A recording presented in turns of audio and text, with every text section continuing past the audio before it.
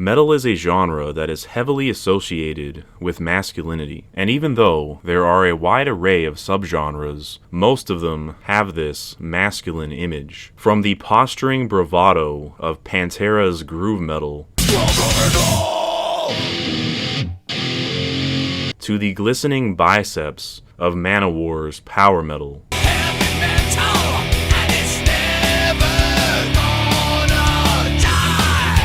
The genre just oozes a male energy. Whether it's Lemmy's tough guy biker club speed metal, television voice don't give you any choice, you only hear the man. The violent brutality of Cannibal Corpse's death metal,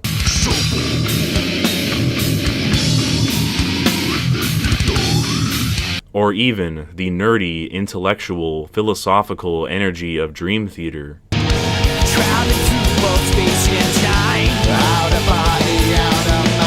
It just seems common sense that metal and masculinity are synonymous. But this is no longer true. I like to make the case that over time, metal has gradually become more and more feminine, and I want to analyze this process and share my thoughts. I also want to state that I'm a fairly neutral party here. I'm not here to bemoan how metal has become wimpy over time. Neither am I here to wholly celebrate how metal is expressing its more sensitive side. I like metal from every time period, from the 1970s to the 2020s, so I think I can provide a balanced view. Starting with the 70s, metal was a brand new genre at the time. It was basically only Black Sabbath, just like witches at black masses, Judas Priest, breaking the law, breaking the law. Breaking the law, breaking the law. Motorhead, don't touch that dial, and a bunch of proto-metal bands. Now the time has come for every man to die. This 70s metal is often just considered hard rock today, but it's nevertheless quite masculine. Lyrically, the themes are either sex, drugs, and rock and roll, or about speaking out against authority with tracks like War Pigs or Talking Head. Politicians hide themselves away. Television screen and place turned away. Don't listen to the news. It's all about women, motorcycles, weed, and sticking it to the man. That sums up 70s metal.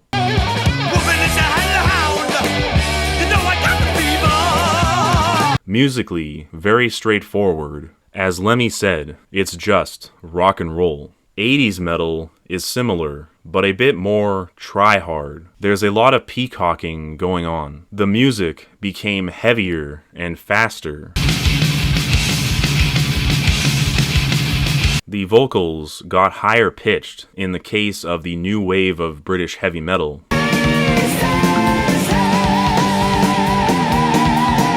Or more harsh in the case of thrash metal. There was more emphasis on guitar solos and flashy gimmicks. I'm sure some smartasses will want to refute my theory instantly by bringing up glam metal, as the hair metal era is seemingly obviously feminine. However, I don't think anyone would seriously argue it is sincerely feminine. I mean, just look at something like Twisted Sister. If anything, this is mocking femininity. It is inherently ironic. Lyrically, Motley Crue and Poison have the same sex, drugs, and rock and roll lyrics as 70s metal.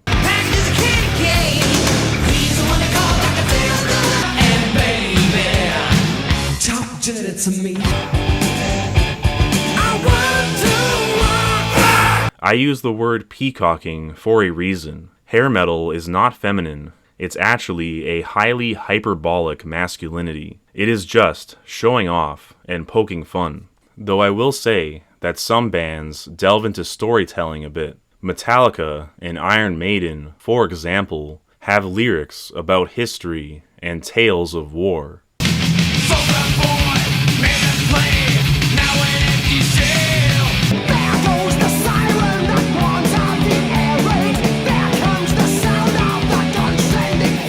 And quite frequently, fantasy themes are present in 80s metal.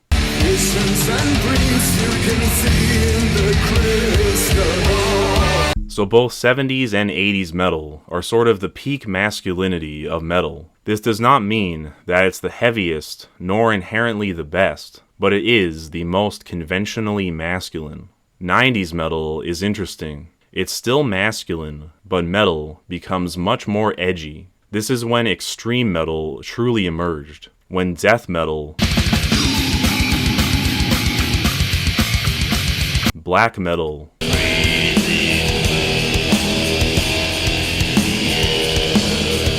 and grindcore became prominent. If the former decades were representative of adult men, the 90s was more like a teenage boy. Nowhere is this more obvious than with Korn and the emergence of nu metal, which have strong themes of troubled youth.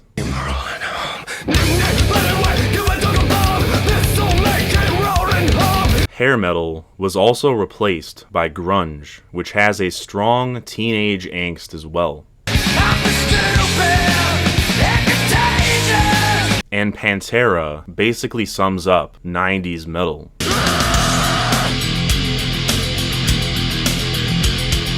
Lyrically, metal in the 90s became less about sex, drugs, and rock and roll, and became much more personal, or in some cases, even political. Look no further than Sepultura or Rage Against the Machine to see that 90s metal was often pretty politically charged.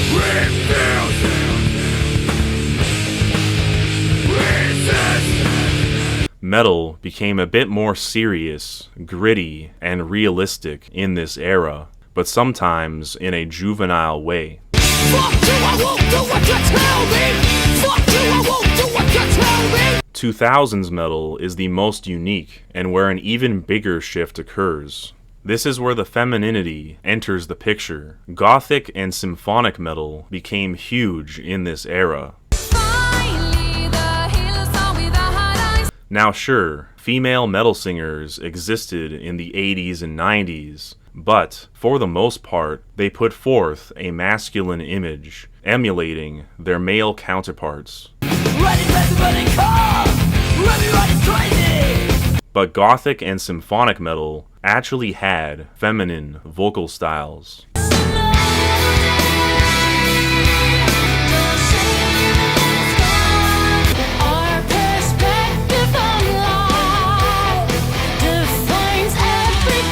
However, they were usually still accompanied by a male backing vocalist. Lacuna Coil has an additional male singer. Destiny, flying high above. As does Nightwish. Did you ever hear what I told you? Did you ever? And Epica. The longer you wait for the future, the shorter it will be. And of course, the infamous Bring Me to Life by Evanescence has that rapper in the background. Wake me up inside. Wake up. So I would argue that this type of metal has a perfect balance of masculine and feminine qualities. There's also what I like to call Beauty and the Beast vocals, where the man screams in a death metal or black metal style,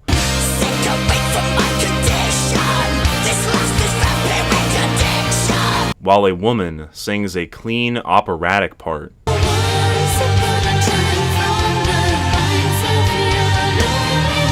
Cradle of Filth is best known for this. Another way to view 2000s metal is that it's the child stage. If the 90s is the edgy teen phase, the 2000s is the fun, childish stage. Alt metal was huge in this era, which is a genre that isn't afraid to have fun. System of a Down is a band known for their silliness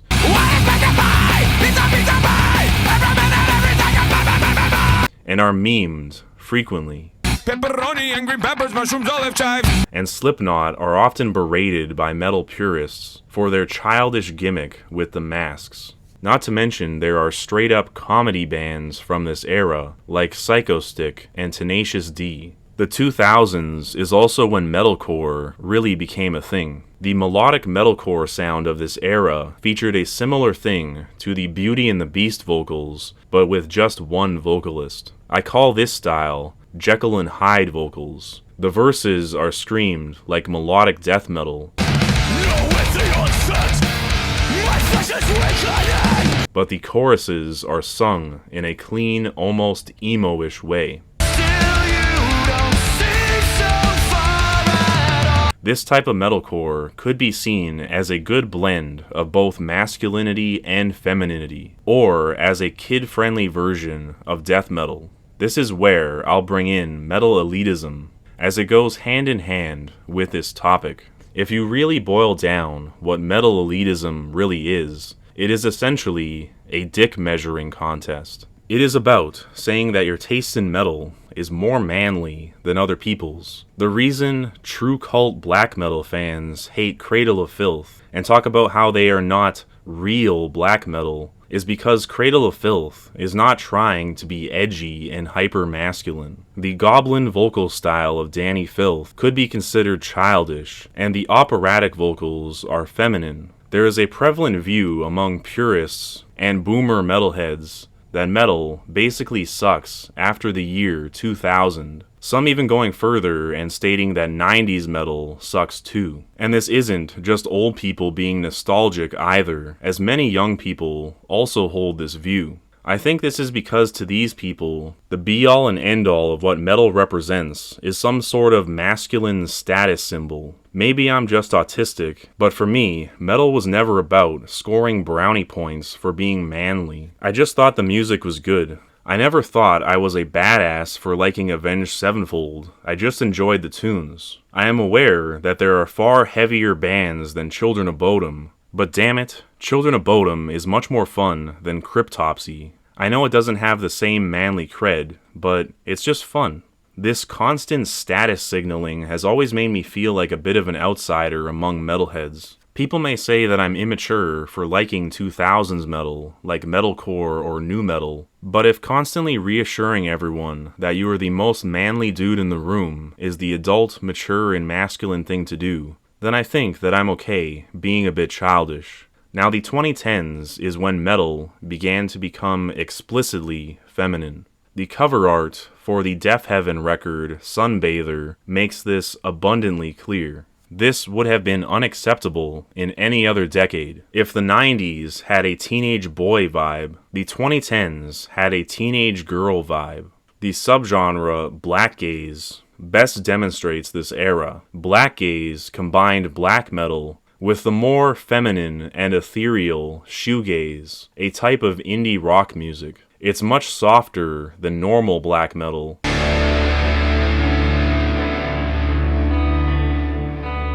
and it's not quite as edgy, more so just a display of emotions.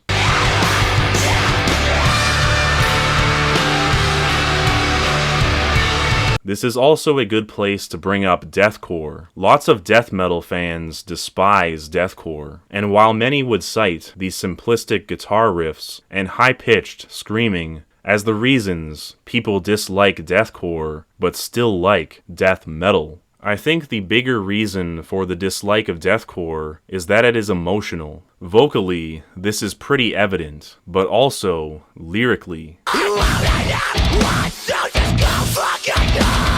Whereas death metal lyrics are much more detached and descriptive.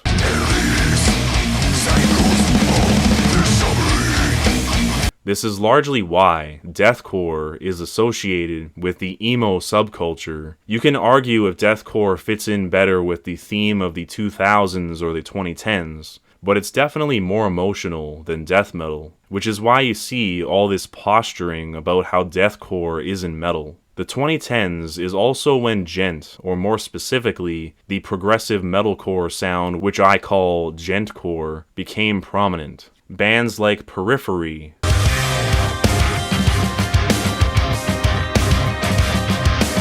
Born of Osiris,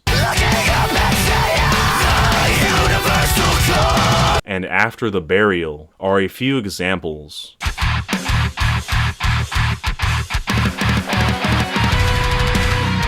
Gent has an atmospheric, ethereal vibe similar to black gaze,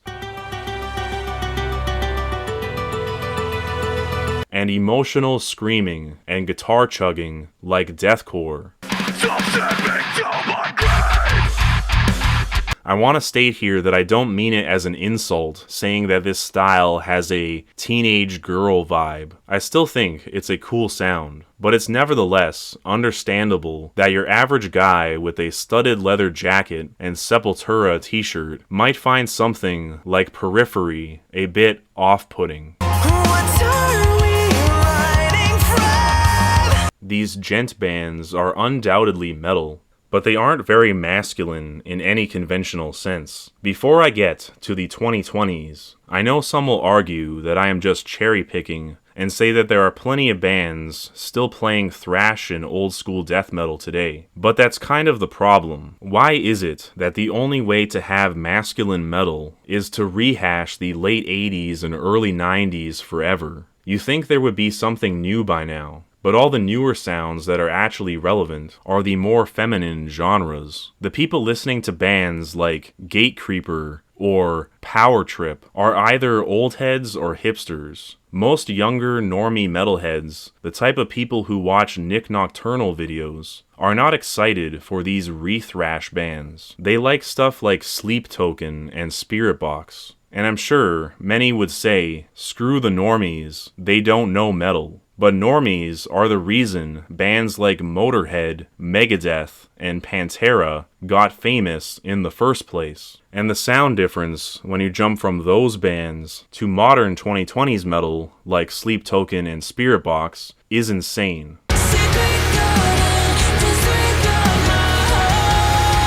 Like, what is this? Did I mistake you for a sign from God? Like it or not, this is metal now. Metal is feminine. Modern metal is either effeminate pop rock with thal riffs,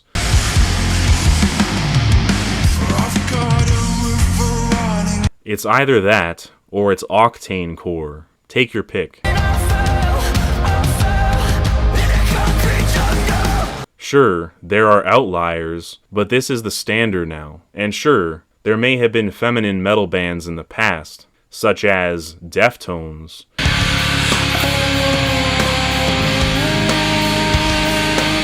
But they are arguably more popular now than they were in the 90s and early 2000s. This is the vibe shift. Feminine metal is what's in now. It's quite strange and seemingly paradoxical. I haven't even got to Poppy yet. This is peak 2020s metal.